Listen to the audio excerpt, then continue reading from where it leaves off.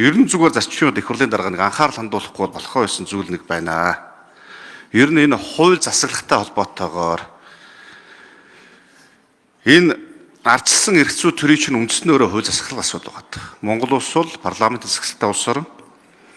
Гэтэл үндсэндээ одоо энэ засгийн газрын зарим нэг сайдар би бүр онцолж хэлэх гээд байгаа зүйл бол хөтөлбөр нийгэм хамгааллын сайд инх хамгаалан гэдэг үү. Хуулийг хэрэгжүүлдэггүй, гацаадаг, улсын их хурлаас баталсан хуулийн дээр заасан журмуудыг нь хэрэгжүүлэхгүйгээр жил гарan болгодог. Ингээд ард нь хоцорж байгаа тэр нийгмийн эрх шиг буюу малчтын эрх шиг гэдэг юм уу, эргээд түүн цаана байгаа асуудлуудыг нь бол ингээд өөрийнхөө үзмжээр нэг сайд хуулийг хэрэгжүүлдэггүй гацаадаг асуудал байж болдгийм үү? Хууль өөрөө гуйл болж байгаа шиг асуудлыг бол иргэд маш их ярьж байна. Бид нар иргэдтэй уулзтууд хийсэн. Цаашдаа энэ эрх зүй төрчин засаглах юм уу, хууль цаа засаглах юм уу, эсвэл хувь хүн засагладаг байх юм уу гэдэг асуудлыг хүртэл яриад байгаа.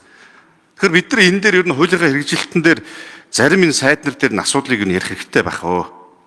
Нэг хүний үзмжээр хууль мөрдөгдөг байж болохгүй асуудлууд байгаа. Энэ бол өөрөө суурь зарчмын асуудал. Тэгэхээр бид нар ер нь 1000 хууль санаачлаад ер нь яах юм бэ? Хууль санаач гэж те. Их хурл өөрөө бараг сүлдө хууль батлаад яхан цаашдаа их хурл байх шаардлага байгаа мó. Эсвэл нэг хүн нэг сайд бодлого тогтоогоод түүнийг хэрэгжүүлж болдго юм уу гэдэг асуудал үүсэж байгаа юм.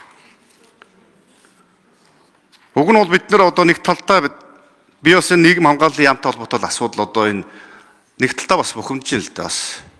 Энэ нийгмийн баталгаатай холбоотой асуудлууд бид нар газар дээр хамгийн том баялаг өөрөө хүн гэж авч үзээд улсын их хурлын бодлогоо гаргаад энэ дээр энийг хэрэгжүүлгээд хүнээ хамгаалт гэдэг тэр үнийг томилсон. Хуулийг хэрэгжүүл гэж явж идэл эсэргээрээ одоо бол хувь хүний үзмжээр энэ хууль хэрэгждэг боллоо шүү дээ.